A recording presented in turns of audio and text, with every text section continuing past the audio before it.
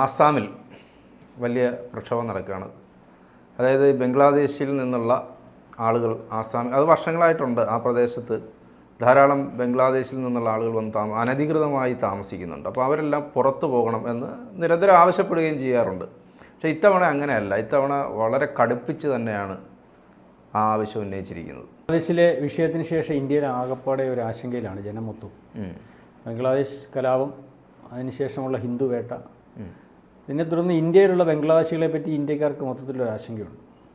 മാത്രമല്ല, അതിനകത്ത് ബംഗ്ലാദേശിലെ കലാപത്തിൻ്റെ പുറകിൽ ആരൊക്കെയോ ഉണ്ടെന്നുള്ള ആശങ്ക വർദ്ധിപ്പിക്കുന്നു. അപ്പോൾ ഇന്ത്യയിലുടനീളം ഗവൺമെൻറ് നമ്മുടെ അതിർത്തിയിലും ഇന്ത്യക്ക് അകത്തും അതിൻ്റെ ഒരു രഹസ്യമായ വീക്ഷണം കൃത്യമായിട്ട് നടത്തുന്നുണ്ട്. മാത്രമല്ല, കേന്ദ്ര ഗവൺമെൻറ് സംസ്ഥാന ഗവൺമെൻറ്റുകളിലെല്ലാം നിർദ്ദേശവും കൊടുത്തു കഴിഞ്ഞു. അനധികൃതമായിട്ട് ഏത് രാജ്യത്തു നിന്ന് ആളുകളുണ്ടെങ്കിലും അവരെ കണ്ടെത്തി അതാത് സംസ്ഥാനങ്ങൾ അവരെ പുറത്ത് കൊണ്ടുവരുന്നതിനും പുറത്താക്കുന്നതിനുമുള്ള നടപടി സ്വീകരിച്ചു കൊള്ളണമെന്ന് പറഞ്ഞിട്ടു. അതിൻ്റെ അടിസ്ഥാനത്തിൽ വളരെ കൃത്യമായിട്ട് സംസ്ഥാനങ്ങൾ നിരീക്ഷിച്ചുകൊണ്ടിരിക്കുകയാണെന്നാണ് മനസ്സിലാവുന്നത്. ഇപ്പോൾ ബംഗ്ലാദേശിലെ പുതിയ സംഭവവികാസം എന്ന് പറഞ്ഞാൽ, അവിടെ ഏതാണ്ട് 27 സംഘടനകൾ അവിടുത്തെ ബംഗ്ലാദേശിൽ കർശനമായിട്ട് 2 ആഴ്ചയ്ക്കകം ബംഗ്ലാദേശ് വിട്ടുപോയേ മതിയാകൂ എന്നാണ് പറഞ്ഞിരിക്കുന്നത്. എവിടെയാണ്? ആസാമിൽ നിന്ന് ബംഗ്ലാദേശികൾ വിട്ടുപോയാൽ മതിയാവും. ആസാം എന്ന സംസ്ഥാനത്തിലാണ് നമ്മൾ സംസാരിച്ചത്. ആസാമിലെ ബംഗ്ലാദേശികൾ 2 ആഴ്ചയ്ക്കകം വിട്ടുപോകണമെന്ന് വളരെ കർശനമായിട്ട് പറഞ്ഞിരിക്കുകയാണ്. അതിനകത്ത് 27 സംഘടനകളുണ്ട്. അതിനകത്ത് പ്രധാനപ്പെട്ട നേതൃത്വം കൊടുക്കുന്ന ഒരു സംഘടന എന്ന് പറഞ്ഞാൽ ആൾ ജയ് ഹോം സ്റ്റുഡൻസ് യൂണിയൻ, ജയ് ഹോം സ്റ്റുഡൻസ് യൂണിയൻ ആസാമിൻ്റെ ബന്ധപ്പെട്ട്. പിന്നെ ബ്രിൽ ലെജൻഡ് സേന, ഇവരുടെ രണ്ടുപേരുടെ പ്രധാനപ്പെട്ട നേതൃത്വം.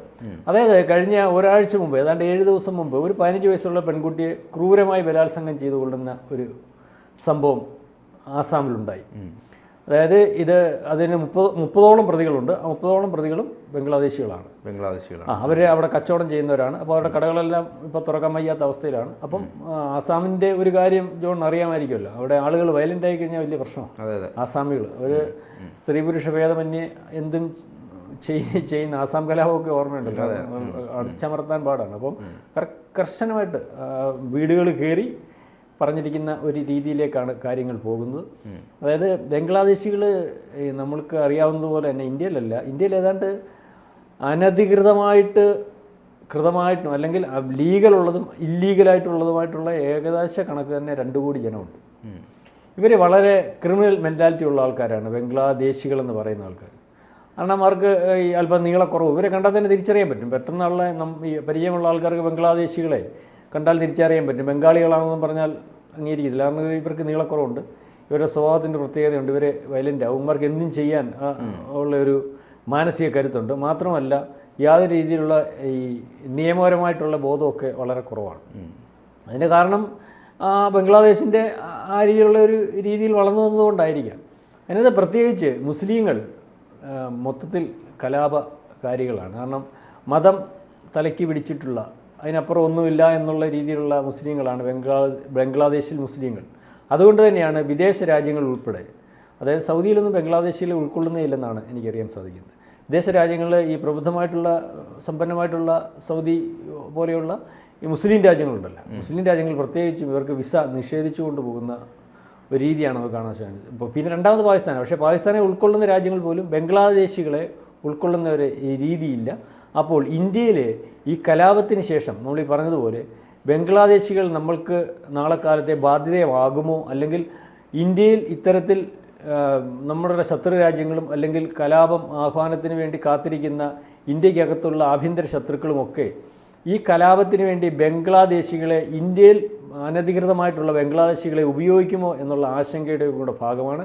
അപ്പോൾ ഇപ്പം ആസാം എന്ന് പറയുന്ന സംസ്ഥാനത്തിൻ്റെയൊക്കെ പ്രത്യേകത എന്ന് പറഞ്ഞാൽ ഏറ്റവും മുന്നേ ഈ സ്വന്തം പക്ഷപാതം ഏറ്റെടുത്ത് ഇറങ്ങുന്നൊരു സ്വഭാവമുണ്ട്.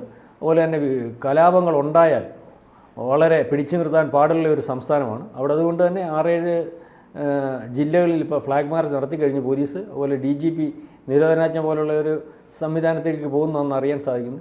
എന്തായാലും ബംഗ്ലാദേശികൾക്ക് ഇന്ത്യയിൽ പണി കിട്ടിത്തുടങ്ങിയെന്ന് വേണമെങ്കിൽ പറയാം. അതിൻ്റെ തുടക്കം കുറിച്ചുകൊണ്ട് ആസാമിൽ ചില സംഘടനകൾ, ഏതാണ്ട് 28ഓളം സംഘടനകൾ നിർബന്ധപൂർവ്വം ആസാമിൽ ഇനി ബംഗ്ലാദേശികൾ വേണ്ട എന്നുള്ള തീരുമാനവുമായിട്ട് മുന്നോട്ട് പോകുന്നു. അത് ഇന്ത്യയിലുടനീളം ഒരു ബംഗ്ലാദേശികൾക്ക് ഒരാശങ്കയാണ്. ഒരുപക്ഷേ ഇന്ത്യയിലുടനീളം അനധികൃതമായിട്ടുള്ള ബംഗ്ലാദേശികൾ ഇല്ലാതിരിക്കുന്നത് തന്നെയാണ് ഇന്ത്യയുടെ സുരക്ഷയ്ക്കും ഭാവിയിലുള്ള മുന്നോട്ടുള്ള പോക്കിനും നല്ലതെന്നാണ് എനിക്കും തോന്നുന്നത്. അതിനകത്ത് ഇപ്പോൾ ഈ മാറി വന്ന ഒരു സാഹചര്യത്തിൽ പണ്ട് നമുക്ക് ബംഗ്ലാദേശികളോട് അല്ലെങ്കിൽ ബംഗ്ലാദേശിനോട് നമുക്കൊരു സൗഹൃദപരമായ മനോഭാവം ഉണ്ടായിരുന്നല്ലോ. ഷെയ്ഖ് ഹസീന മാറിയതിന് ശേഷം പുതിയ സംവിധാനം വന്നു. പുതിയ സംവിധാനത്തിന് നമ്മളോട് താല്പര്യമില്ല, നമ്മളെ ശത്രുപക്ഷത്ത് നിർത്തുന്ന ഒരു രീതിയാണ് അവിടുത്തെ ബംഗ്ലാദേശിലെ പുതിയ ഗവൺമെൻറ്റിനുള്ളത്. അപ്പോൾ അതും കൂടെ ഇതിനൊരു കാരണമല്ലേ. അപ്പോൾ നമ്മളോട് സ്നേഹമില്ലാത്ത ഒരു രാജ്യത്ത് നിന്നുള്ള ആളുകളെ സ്വാഭാവികമായിട്ടും നമുക്കും ആ സ്നേഹം വേണ്ട.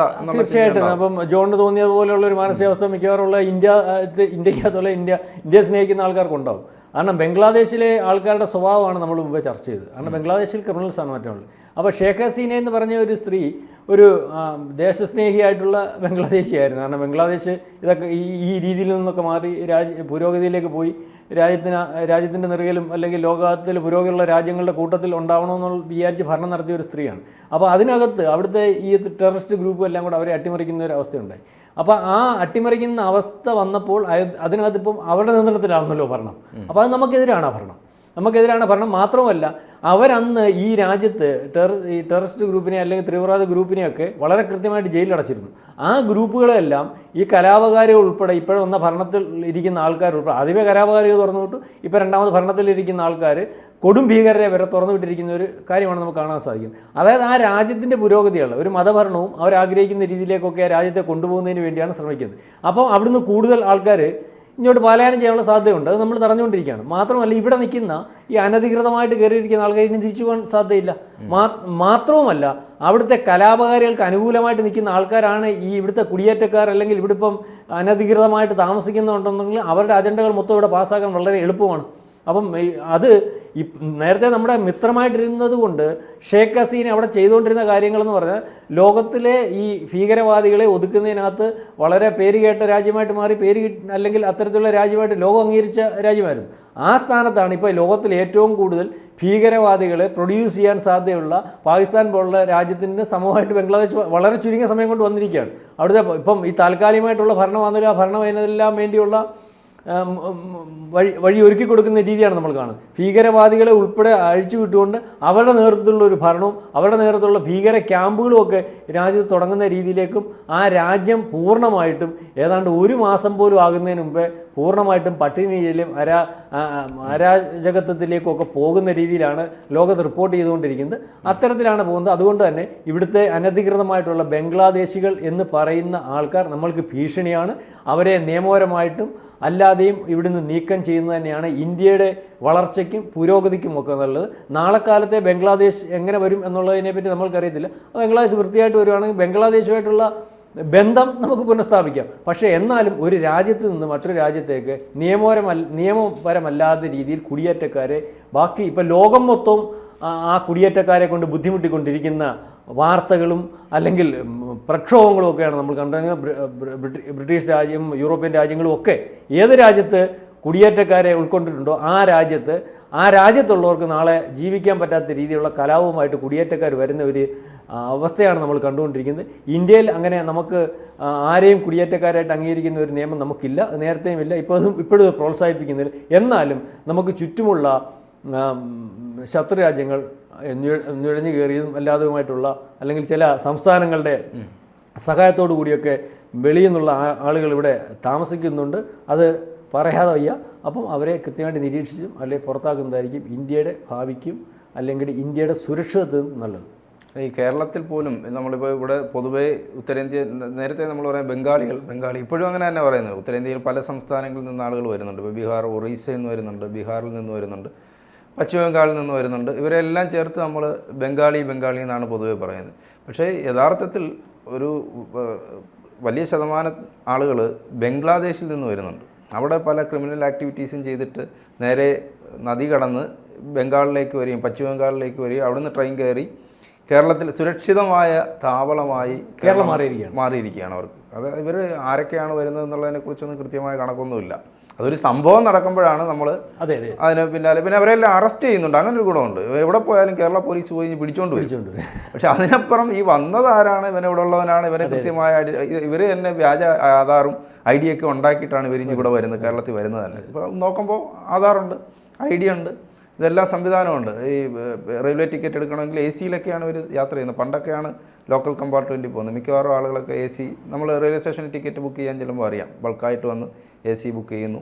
വിമാനത്തിൽ പോകുന്ന ആളുകളുണ്ട്. അപ്പോൾ ഇവിടെ അങ്ങനെ മിക്കവാറും എല്ലാ സ്ഥലങ്ങളിലേക്ക് ബംഗ്ലാദേശികൾ ക്രിമിനൽ ആക്ടിവിറ്റീസ് ഉള്ള ആളുകൾ വരികയൊക്കെ ചെയ്യുന്നത്. പ്രത്യേകിച്ച് കേരളത്തിൽ വരുന്നുണ്ട്. ഇപ്പോൾ ആസാമിൽ സംഭവിച്ചതുപോലെ കേരളത്തിൽ സംഭവിക്കുമെന്ന് ചോദിച്ചാൽ നമുക്ക് അങ്ങനെ പറയാൻ പറ്റില്ല. സംഭവിക്കുമെന്ന് ചോദിച്ചാൽ സംഭവിക്കേണ്ടില്ല എന്നുള്ള പ്രതീക്ഷയൊന്നും വേണ്ട. കാരണം ഇതൊക്കെ ഉടലെടുക്കുന്നത് പറഞ്ഞാൽ ചില പ്രത്യേക സാഹചര്യത്തിലാണ്. അപ്പോൾ ആ പ്രത്യേക സാഹചര്യം ഉരുത്തിരിക്കുന്നതിന് വേണ്ടിയുള്ള ആൾക്കാർ നമ്മുടെ ഇന്ത്യയിൽ പല മേഖലയിൽ ഇപ്പം വളരെ കൃത്യമായിട്ടുണ്ട്. അത് ഇന്ത്യക്കകത്ത് നിന്ന് തന്നെ അതിന് വേണ്ട പ്രൊമോഷൻസ്, അവർക്ക് വേണ്ടിയുള്ള സഹായങ്ങൾ വെളിയിൽ നിന്നൊക്കെ കിട്ടുന്നുണ്ട്. പിന്നെ നമ്മുടെ ശക്തമായ ഒരു ഗവൺമെൻറ്റും നമ്മുടെ സംവിധാനങ്ങളും ശക്തമായതുകൊണ്ടും നിരീക്ഷണം ശക്തമായതുകൊണ്ടുമാണ് ഇത് സംഭവിക്കാൻ നിൽക്കുന്നത്. പക്ഷേ ഇതിനൊക്കെ ഒരു കോട്ടം വരുന്ന രീതിയിലേക്കോ അല്ലെങ്കിൽ ഒരു പാളിച്ച വരുന്ന രീതിയിലേക്കോ വന്നാൽ ഇതൊക്കെ ഉരുത്തിരിയും. കാരണം ജോൺ പറഞ്ഞതുപോലെ ബംഗ്ലാദേശിൽ മാത്രമല്ല, ഡൽഹിയിലെ പല കോളനികളും പാകിസ്ഥാനികളും ചുഴിഞ്ഞു കയറിയിട്ടുണ്ട്. കാലങ്ങളായിട്ട് പാകിസ്ഥാനിലുള്ള ഇന്ത്യയിലുള്ള ഇവിടെ നുഴഞ്ഞു കയറി പാകിസ്ഥാനിലായിട്ടുള്ള അവിടെ ആൾക്കാർ ഇവിടെ താമസിക്കുന്നുണ്ട്. ഉണ്ട്. അപ്പോൾ ഇതൊക്കെയാണ് ഈ നമ്മുടെ ഈ മറ്റ് സമരം നടന്നപ്പോൾ അവിടുത്തെ ആ സമരത്തിന് അത്രയും പ്രൊമോഷൻ കിട്ടാൻ കാര്യം.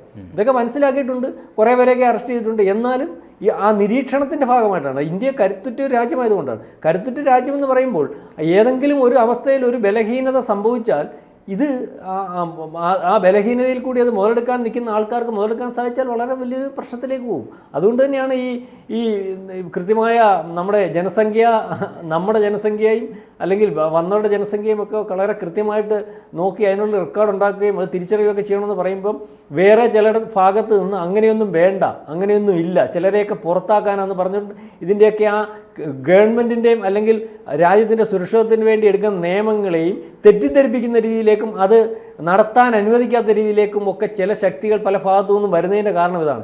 അവരുപയോഗിക്കാൻ വേണ്ടി വെച്ചിരിക്കുന്ന ടൂളുകളാണിത്. അത് ആവശ്യമുള്ളപ്പോൾ ഉപയോഗിക്കാൻ പ്രാപ്തമാക്കി നിർത്തിയിരിക്കുന്നു, അല്ലെങ്കിൽ അതിനൊരു ആവശ്യം വരുമ്പോൾ എടുക്കാൻ പറ്റുന്ന സാഹചര്യം നോക്കി നിൽക്കുന്നു എന്ന് മാത്രമേ ഉള്ളൂ. അപ്പം ആ സാഹചര്യം ഉടനെടുത്താൽ സുരക്ഷിതമല്ല ഇന്ത്യ, അത് നമ്മൾ മനസ്സിലാക്കണം. അപ്പം ആ രീതിയിലേക്ക് സുരക്ഷിതമാക്കണമെങ്കിൽ ഈ സംവിധാനങ്ങളെല്ലാം ക്ലിയർ ആയാൽ മതിയാവത്തുള്ളൂ. അതെ. കൂടുതൽ വാർത്തകളും വിശേഷങ്ങളും നിങ്ങളിലേക്ക് എത്താൻ ABC മലയാളം സബ്സ്ക്രൈബ് ചെയ്യുക, ബെൽ ബട്ടണും അമർത്തുക.